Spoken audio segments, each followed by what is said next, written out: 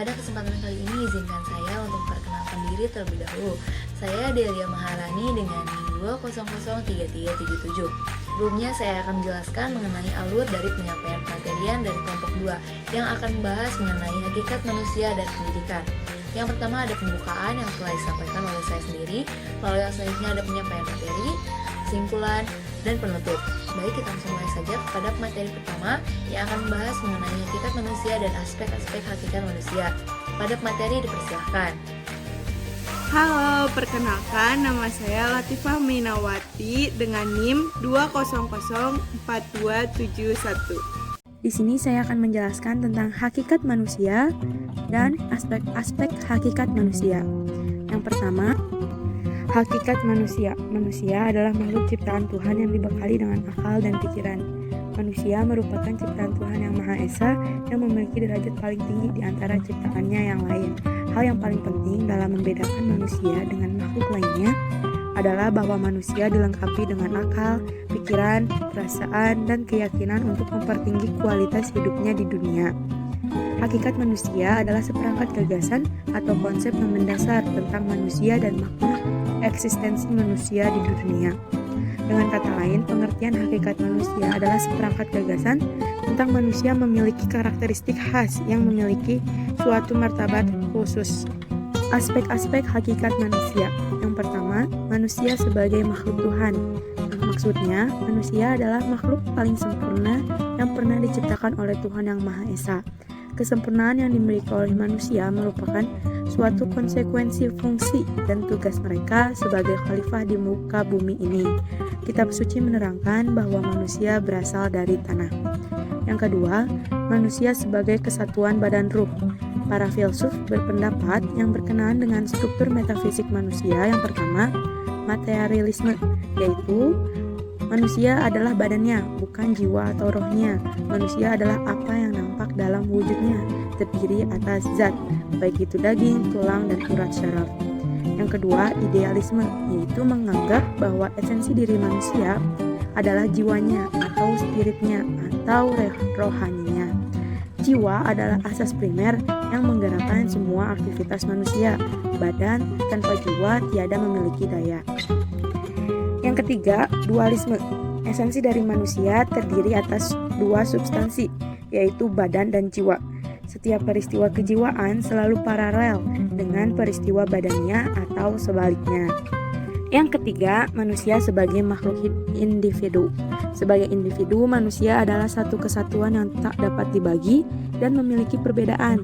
Perbedaan ini baik berkenaan dengan postur tubuhnya, kemampuan berpikirnya, minat dan bakatnya, dunianya, serta cita-citanya. Setiap manusia mempunyai dunianya sendiri dan tujuan hidupnya sendiri. Yang keempat, manusia sebagai makhluk sosial. Dalam hidup bersama dengan sesamanya, setiap individu menempati kedudukan atau status tertentu. Di samping itu, setiap individu mempunyai dunia dan tujuan hidupnya masing-masing. Mereka juga mempunyai dunia bersama dan tujuan hidup bersama dengan sesamanya. Selain adanya kesadaran diri, terdapat pula kesadaran sosial pada manusia. Yang kelima, manusia sebagai makhluk berbudaya. Manusia memiliki inisiatif dan kreatif dalam menciptakan kebudayaan, hidup berbudaya, dan membudaya. Kebudayaan bertautan dengan kehidupan manusia sepenuhnya. Kebudayaan menyangkut sesuatu yang nampak dalam bidang eksistensi setiap manusia. Manusia tidak terlepas dari kebudayaan, bahkan manusia itu baru menjadi manusia karena bersama kebudayaannya. Yang keenam, manusia sebagai makhluk susila. Manusia memiliki aspek kesusilaan karena pada manusia terdapat rasio praktis yang memberikan perintah mutlak atau kategorikal imperatif. Yang terakhir, manusia sebagai makhluk beragama. Aspek keberagamaan merupakan salah satu karakteristik esensial manusia yang terungkap dalam bentuk pengakuan atau keyakinan akan kebenaran suatu agama yang diwujudkan dalam sikap dan perilaku. Manusia hidup dalam beragama karena agama menyangkut masalah yang bersifat mutlak, maka pelaksanaan keberagamaan akan tampak dalam kehidupan sesuai agama yang dianut masing-masing individu. Hal ini baik berkenaan dengan sistem keyakinannya, sistem peribadatan maupun pelaksanaan tata kaidah yang mengatur hubungan manusia dengan Tuhannya, hubungan manusia dengan manusia. Baik, terima kasih banyak kepada pemateri yang telah menyampaikan pemaparan materinya. Yang selanjutnya kita akan beranjak kepada pematerian kedua nih, yang akan membahas mengenai hubungan hakikat manusia dengan pendidikan. Perkenalkan, nama saya Delia Maharani dengan NIM 2003377. Di sini saya akan membahas 3 sumber pembahasan. Yang pertama ada pendidikan, yang kedua ada asas-asas keharusan atau perlunya pendidikan, lalu yang ketiga ada asas-asas kemungkinan pendidikan. Lalu, apa itu pendidikan? Pendidikan itu sendiri secara sederhana dikatakan sebagai sebuah proses memanusiakan manusia. Menurut Abdurrahman Shahih mengatakan bahwa manusia adalah inti dari sebuah proses pendidikan. Hal tersebut menunjukkan bahwa manusia adalah objek dan sekaligus pelaku pendidikan. Sebab itu, sejauh mana pendidikan itu diformulasikan dan diimplementasikan harus selalu disandarkan pada konsepsi tentang hakikat manusia. Merumuskan dan mengembangkan tujuan pendidikan, materi pendidikan, metode, kurikulum, evaluasi pendidikan, dan seterusnya harus selalu dikonsultasikan kepada filsafat dan pemahaman tentang hakikat manusia itu sendiri. Lalu ada asas-asas keharusan atau perlunya pendidikan bagi manusia. Yang pertama ada manusia sebagai makhluk yang belum selesai. Manusia disebut sebagai Homo sapiens, artinya makhluk yang mempunyai kemampuan untuk berilmu pengetahuan. Salah satu insting manusia adalah selalu cenderung ingin mengetahui segala sesuatu di sekelilingnya yang belum diketahuinya. Berawal dari rasa ingin tahu, maka timbullah ilmu pengetahuan. Eksistensi manusia terpaut dengan masa lalunya. Misalnya, ia berada karena diciptakan Tuhan, lahir ke dunia dalam keadaan tidak berdaya, sehingga memerlukan bantuan orang tuanya atau orang lain, serta sekaligus menjangkau masa depan untuk mencapai tujuan hidupnya. Manusia berada dalam perjalanan hidup, perkembangan, dan pengembangan diri. Yang kedua ada tugas dan tujuan manusia adalah menjadi manusia. Sejak kelahirannya manusia memang adalah manusia, tapi ia tidak secara otomatis menjadi manusia dalam arti dapat memenuhi berbagai aspek hakikat manusia. Sebagai individu atau pribadi, manusia bersifat otonom. Ia bebas menentukan pilihannya ingin menjadi apa atau menjadi siapa di masa depannya. Hakikat manusia merupakan sosok manusia ideal, merupakan gambaran manusia yang dicita-citakan atau yang menjadi tujuan. Sosok manusia ideal tersebut belum terwujud, melainkan harus diupayakan untuk diwujudkan.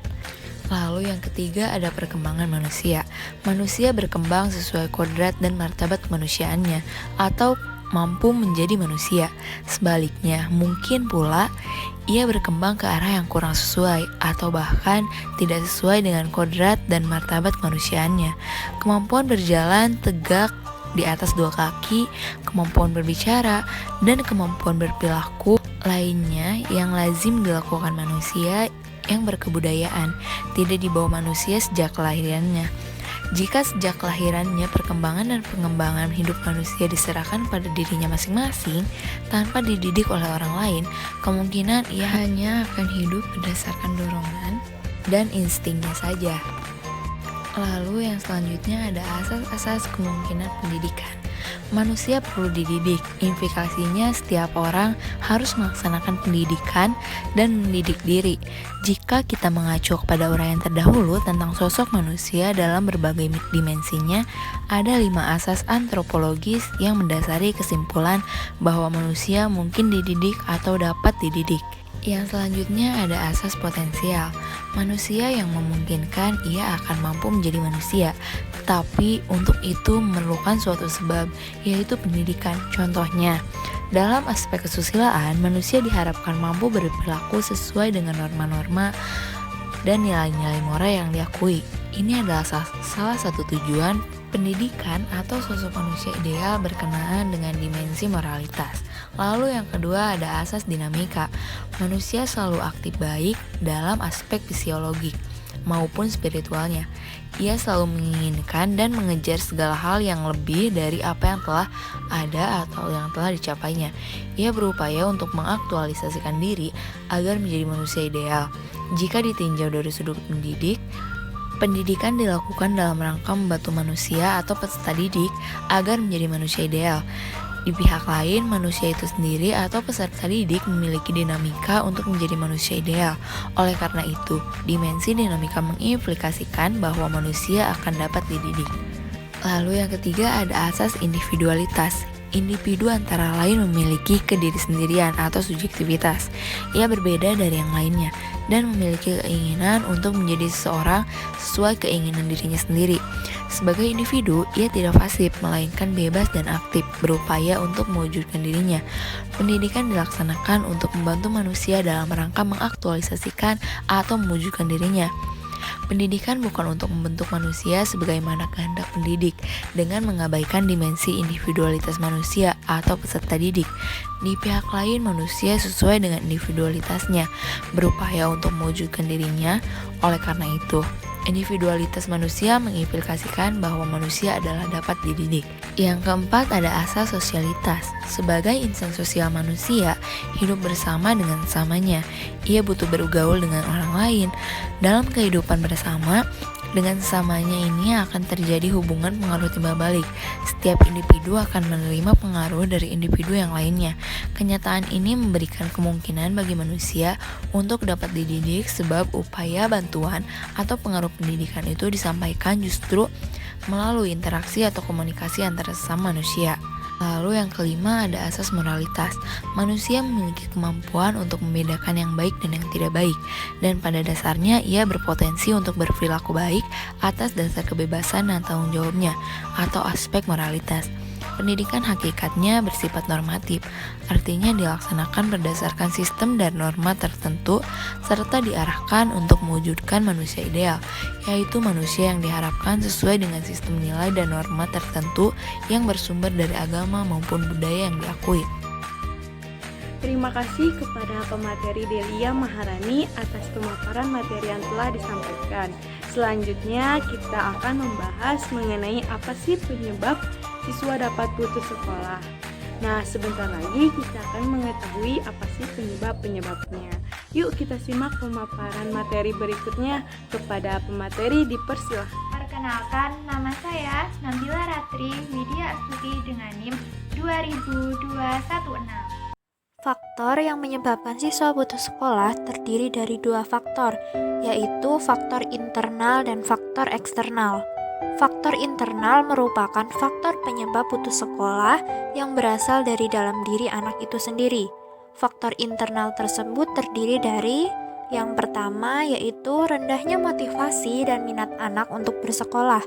Faktor penyebab putus sekolah karena rendahnya minat yang ada dari dalam diri untuk bersekolah bisa karena adanya rasa malas untuk belajar di sekolah yang membuat seorang siswa memutuskan untuk berhenti sekolah. Yang kedua yaitu mengidap suatu penyakit. Seorang siswa yang mengidap suatu penyakit serius yang membuat siswa tersebut terpaksa harus memutuskan untuk putus sekolah karena hal tersebut menjadi hambatan dalam pelaksanaan kegiatan pendidikannya. Selanjutnya, faktor eksternal. Faktor eksternal merupakan faktor penyebab putus sekolah yang berasal dari luar diri anak. Yang pertama yaitu keterbatasan ekonomi orang tua. Faktor penyebab putus sekolah dikarenakan ketidakmampuan orang tua untuk membiayai sekolah. Menurut PIP 1982, putus sekolah lebih merupakan masalah sosial ekonomi daripada masalah pendidikan, karena mayoritas penyebab umum terjadinya putus sekolah adalah kemiskinan atau kesulitan ekonomi. Yang kedua yaitu faktor sosial atau budaya. Faktor penyebab putus sekolah dikarenakan pengaruh pola pikir dan budaya orang tua atau masyarakat yang tidak begitu mementingkan pendidikan bagi anak-anaknya.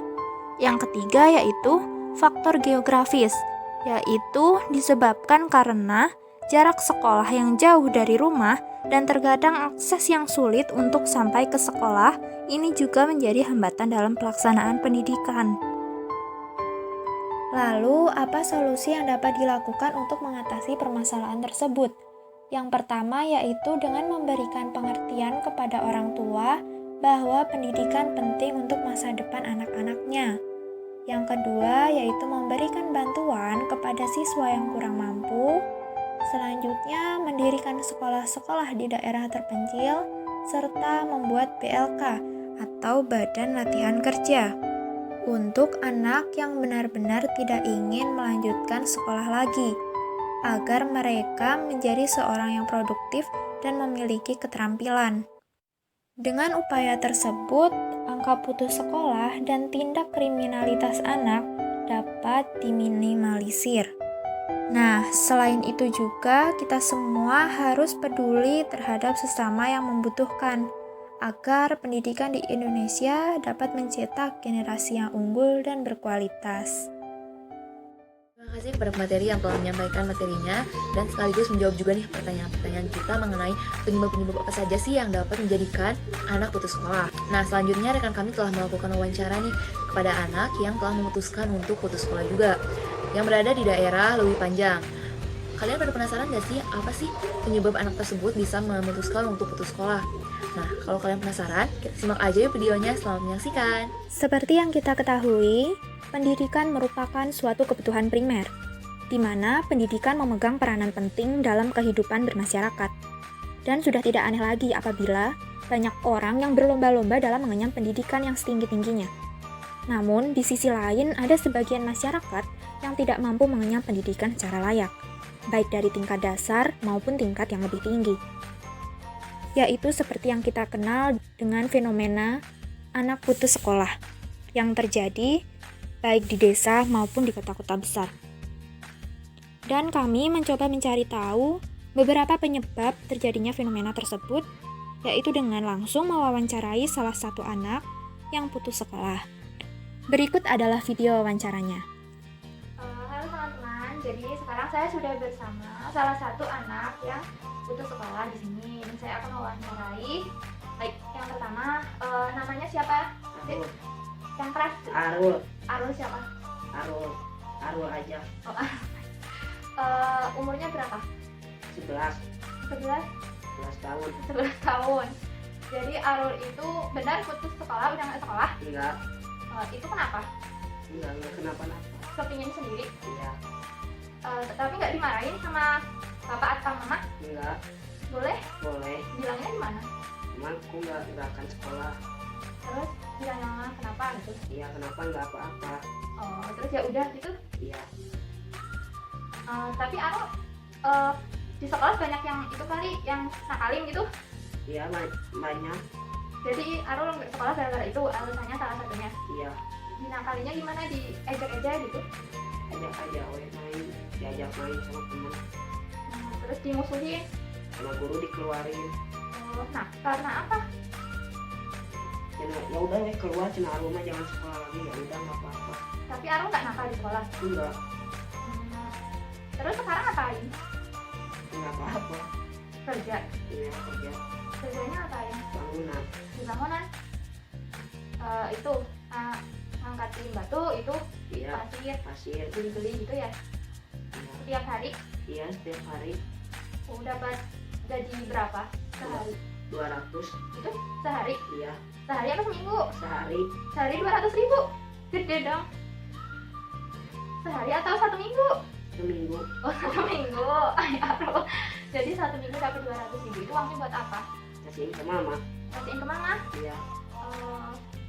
Arul udah itu tapi beli-beli itu sendiri gitu apa semuanya buat mama? Apa itu sebagian ditabung Arul sendiri? Dikasihin ke mama. Semuanya? Terus Arul Minta mau jajan. kalau mau jajan minta. Iya, Punya adik nggak? punya Berapa? 5. Banyak? Adiknya sekolah nggak? Sekolah. Oh, Kakak sekolah. Yang gendut sekolah, terus si Tia. Aisyah mah belum, yang kecil. Iqbal belum. Tapi Arul seneng nggak sekolah? Enggak. Pengen sekolah nggak aslinya? Pengen dan dibolehin sama mama. Kalau misalnya itu disuruh ke mama sekolah deui gitu, Gak mau. Arulnya juga nggak mau, udah seneng gini aja. Iya. Tapi di bangunan sama ada yang kayak Arul juga nggak, anak kecil gitu? Gak ada. Arul sendiri? Aku sendiri.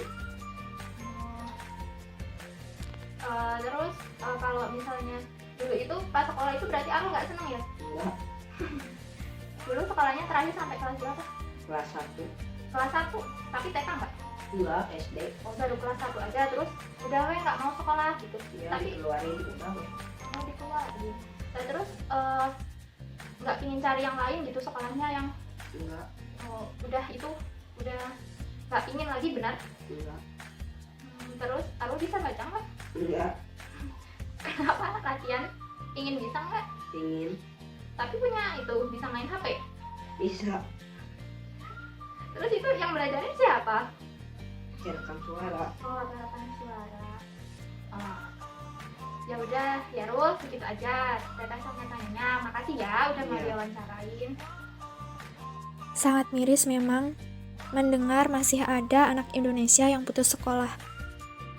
Coba bayangkan, sekian tahun yang akan datang saat adanya bonus demografi nanti yang penuh persaingan, baik dari dunia pekerjaan maupun ekonomi, anak Indonesia belum mampu menumbuhkan potensinya karena harus putus sekolah. Arul hanya salah satu contoh kecil anak yang putus sekolah di Indonesia.